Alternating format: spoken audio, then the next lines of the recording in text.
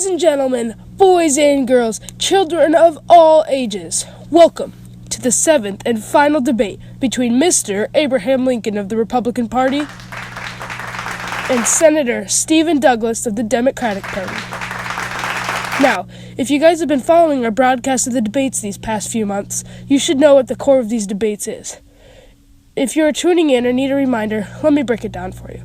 These debates between Lincoln and Senator Douglas have all been in competition for the seat of the Illinois Senator, a spot that's owned by Stephen Douglas and is hoping to be taken by the young Abraham Lincoln. The argument between the two has been mainly over the institution of slavery. Lincoln sees slavery as a moral issue that clashes with the ideas of both the Declaration of Independence and our Founding Fathers' intentions. He does not believe that the House can stay half free and half slave, and he believes that it will eventually go one way or another. Senator Douglas, however, sees no reason why the House can't stay divided, and he believes that the Dred Scott case, a case that said that slaves were not free if they were in a free state, settled all legal matters concerning slavery. He's a firm believer in popular sovereignty, the idea that the people should get the final say in federal matters.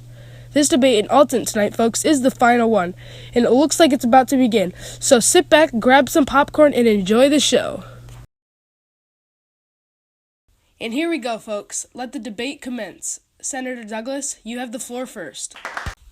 Thank you. Thank you so very much. Folks, we're gathered here today to reinstate the idea of popular sovereignty into the hearts of our nation and to keep the Illinois Senate seat Democratic. What our counterpart, Mr. Abraham Lincoln, does not understand is that our nation can be sustained through both slave practices and free practices. If we give the power over to the states and the people of those states, we would have no need for all of these dividing lines or compromises. The Dred Scott case settles all of this nation's legal problems with slaves. Your hour is coming to a close, Senator Douglas. Time to start thinking about giving your closing remarks. Fine people of Alton, Illinois, and America. Our nation is not over yet.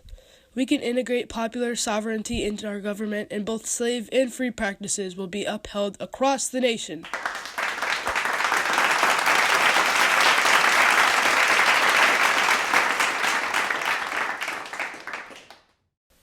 Your turn, Mr. Lincoln. Thanks. I come here to warn you that our nation cannot stand much longer. We cannot stay both slave and free.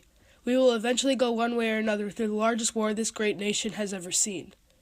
As the Bible says, a house divided cannot stand. But slavery runs deeper than what meets the eye. It runs past expansion and profit and laws.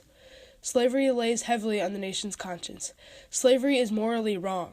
It was not our founding fathers, nor the document that this nation was founded on, intentioned to capture those that we do not see as equal and put them to work for 16-plus hours a day in awful conditions so that we can make money.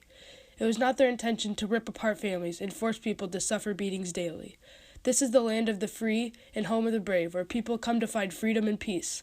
Instead, they come and see the awful realities of what our nation really is. Not only that, but Senator Douglas seems to be contradicting himself quite a bit. He preaches the Dred Scott case that says no matter what free state, a slave in that state is not free. But then he goes and preaches popular sovereignty, which throws all of the ideas that the Dred Scott case brought down the drain. Your time is almost up, Mr. Lincoln. Closing remarks, please. In summary, slavery is more than just a legal problem that needs to be dealt with. Slavery is a morally wrong sin that must be stopped in its tracks if we ever hope to become the nation that we were once thought to be. And that wraps up the heat of the Lincoln-Douglas debates, class. Let's move on to the aftermath. One post-debate effect was Lincoln's surge in fame. While we know that Lincoln didn't win senator, he became exponentially more famous throughout the country, and that, as we know today, may have helped him win the presidential race in 1860. Upon Lincoln being elected for president, we know that many southern states, including South Carolina and Mississippi, seceded from the United States and feared that Lincoln would end slavery. This, bundled with the fact that tensions were rising between slave owners and abolitionists, ended up causing the Civil War. Without the Lincoln-Douglas debates, there may have been no Civil War. Well, that's all for today, class. Class dismissed.